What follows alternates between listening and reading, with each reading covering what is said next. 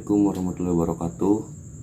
Kami dari kelompok 5 akan mempresentasikan di video kali ini tentang pembahasan isu global dan internasional.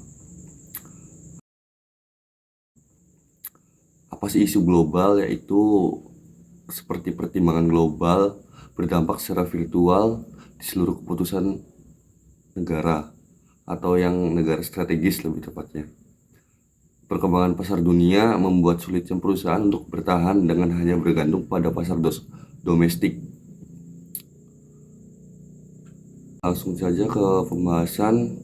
Yang pertama ada organisasi multinasional, di mana organisasi ini melakukan operasi bisnis di seluruh batas nasional disebut perusahaan internasional.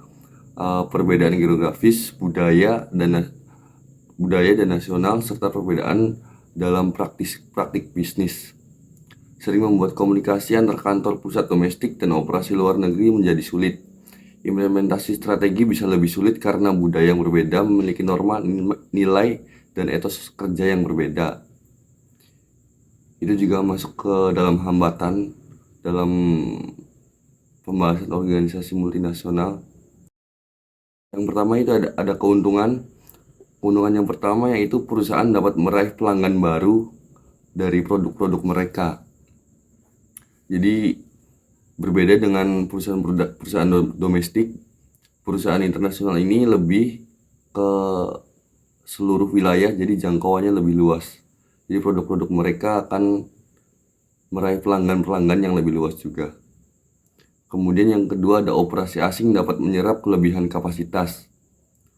Kemudian operasi asing dapat memudahkan perusahaan untuk mendirikan fasilitas produksi rendah, biaya di lokasi yang dekat dengan bahan mentah atau buruh murah. Ini yang dimaksud yaitu seperti kita sebagai perusahaan bisa memilih di mana negara yang mempunyai bahan-bahan yang murah dan juga buruh yang murah. Mungkin Indonesia juga termasuk ke dalamnya gitu. Selanjutnya itu pesaing dalam pasar asing mungkin tidak begitu intens.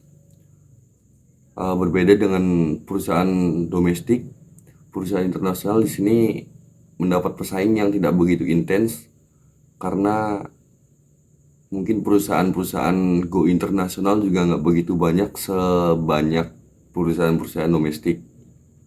Selanjutnya yaitu operasi asing dapat berdampak pada tarif yang rendah, pengurangan pajak, dan juga perlakuan politis yang menguntungkan. Yang keenam yaitu ventura bersama dapat membantu perusahaan untuk mempelajari teknologi, budaya, dan praktik bisnis. Selanjutnya itu terakhir, kekuatan dan prestis perusahaan dalam pasar domestik dapat meningkat secara signifikan. Ini juga hasil dari kemajuannya pasar internasional. Selanjutnya ada kekurangan dari operasi internasional. Yang pertama, operasi asing dapat terukur oleh fraksi nasionalis. Kemudian perusahaan menghadapi lingkungan sosial, budaya, demografik, lingkungan, politik, pemerintah, hukum, teknologi, dan masih banyak lagi. Itu membuat perbedaan yang harus dihadapi juga sama perusahaan. Yang ketiga ada kelemahan pesaing dalam wilayah asing juga sering terlalu dilebih-lebihkan dan kekuatannya sering diremehkan. Jadi tetap harus lebih memperhatikan pesaing-pesaing di luar sana. Jadi tidak perlu melebih-lebihkan kekuatannya atau juga kelemahannya gitu. Yang keempat dari kekurangan operasi internasional yaitu perbedaan sistem bahasa, budaya, dan nilai di setiap negara yang dapat menciptakan hambatan untuk berkomunikasi dan masalah dalam mengatur orang. Di sini menjadi permasalahan yang sering terjadi di perusahaan-perusahaan internasional, dari yang bahasanya, budaya, kemudian Masih banyak juga yang lainnya menjadi faktor yang sering muncul dalam perusahaan internasional.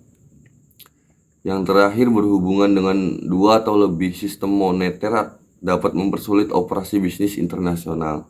Langsung saja ke pembahasan selanjutnya, ada globalisasi. Globalisasi merupakan proses melaksanakan bisnis di segala dunia, sehingga keputusan strategis industri terbuat bersumber pada profitabilitas global dari industri dibanding cuma mempertimbangkan dalam negeri. Mengawasi globalisasi dalam satu industri merupakan kegiatan manajemen strategis.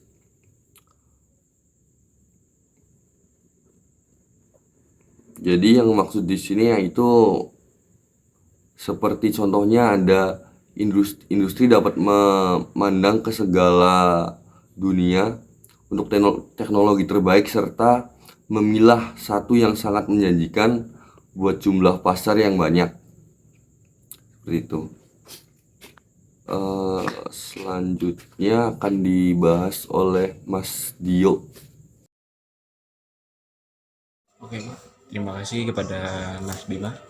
Selanjutnya saya akan membahas tentang tantangan global. Hanya sedikit perusahaan yang mampu untuk mengabaikan keberadaan persaingan internasional. Perusahaan yang tampak terisolasi dan berkembang hari ini mungkin mengalami kendala di hari esok.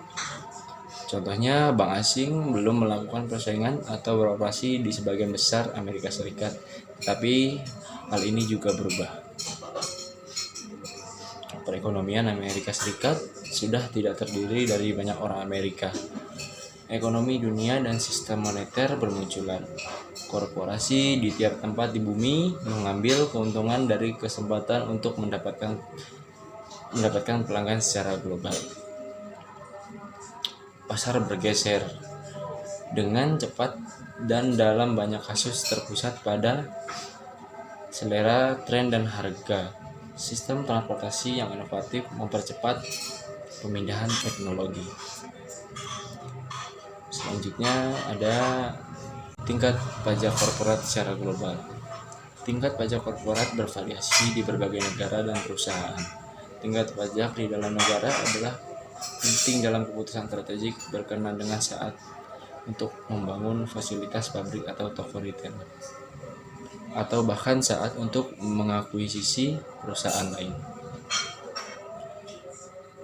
Untuk menghindari pembayaran pajak di Amerika Serikat atas pendapatan yang dihasilkan oleh negara lain, banyak perusahaan Amerika Serikat yang berpendapatan tinggi di luar Amerika Serikat, tetapi berpendapatan rendah di dalam Amerika Serikat, dan mereka membawa kas kembali ke Amerika Serikat hanya apabila dibutuhkan.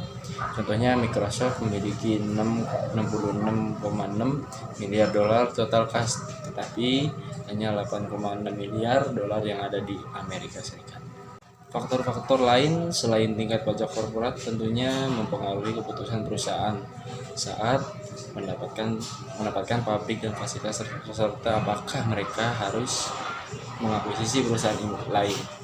Selanjutnya yaitu kesimpulannya. Organisasi yang melakukan operasi bisnis di seluruh batas nasional disebut perusahaan internasional atau international firms atau korporasi multinasional. Proses manajemen strategik secara konseptual sama untuk perusahaan multinasional sebagai perusahaan domestik yang seutuhnya.